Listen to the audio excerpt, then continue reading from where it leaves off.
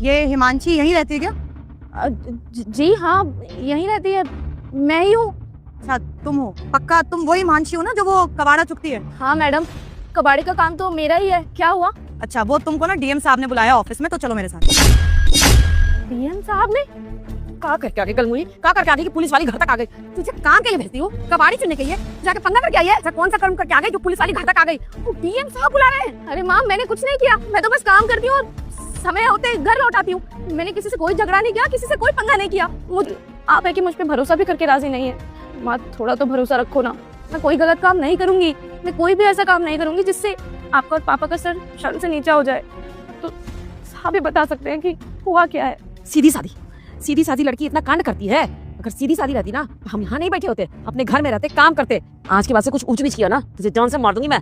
ऐसा भी क्या कर दिया इसने जो आप जान से मारने की धमकी दे रही हैं इसको?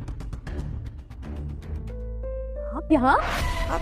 एक मिनट, तू ये लड़का को जानती है?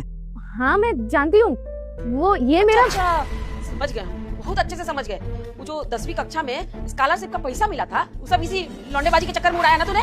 मैंने यही सोचा था कि पैसा मिला है, हम अपने लिए जेवर बनाएंगे, घर में लगाएंगे पैसा, पर मैडम को फुर्सत। इंटरव्यू में रुक जाता हूँ, जानती है क्यों? क्यों? कि हिमांशी इंटरव्यू के लिए सिर्फ किताबों में जो बातें लिखी है उससे काम नहीं चलेगा।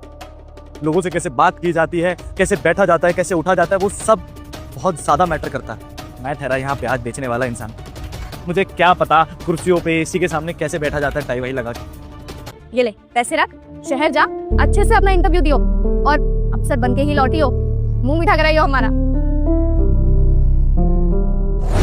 भाई तू यहाँ का डीएम है? साहब हमारी बहुत लाडली बेटी है, हम इसको बहुत प्यार करते हैं। इसकी माँ नहीं थी ना, हम एकदम माँ बन के पाले हैं। अब देखो ना, इसको कोई काम नहीं करने देते हैं, घर का कोई काम नहीं, बाहर का कोई काम नहीं, बहुत प्यार से रखते हैं। बता ना अपने भाई को हम कितने प्यार से तुझे रखते हैं, बता। अब साहब आप गलत समझ रहे हो, अब माँ है ना, थोड़ा बहुत डांटना पड़ता है, नहीं तो लड़की जाके बिगड़ जाएगी। ऐसा कुछ नहीं करते हैं। हम तो डर गए थे, पता नहीं क्या कांड की होगी, तो डीएम साहब यहाँ बुला लिए हैं। हम इसको बहुत मानते हैं, बहुत पैसा भी देते हैं और स्कूटी भी खरीद देंगे इसको, बहुत लाड। अपने गंदे हाथ लगाने की जरूरत नहीं है मेरी बहन को। जितना बुरा कर रहे हो ना, सब नोटिस कर रहा हूं मैं। और स्ट्रिक्ट होने में और बच्चों में फर्क करने में ना जमीन आसमान का फर्क है। अगर आप इसके लिए अच्छी होती ना तो इसकी इस तरह से पढ़ाई नहीं छुड़वाती हैं, ऐसे कबाड़े की दुकान पे काम नहीं करवाती इससे। सामने बकवास कर रही है तब से खड़े खड़े, और वो 40,000 की बात कर रही है ना, क्या करती हूँ 40,000 का? कान खोल के मेरी बात सुन लीजिए। मेरी बहन के साथ आपने जितना गलत करना था सब कर दिया। आज के बाद मेरी बहन के आसपास भी आप भटकी ना तो मुझसे बुरा कोई नहीं होगा। शर्म आती है मुझे कि मेरी फूफा जी ने किससे शादी की। उनके जाने के बाद मेरे फूफा जी की जिम्मेदारी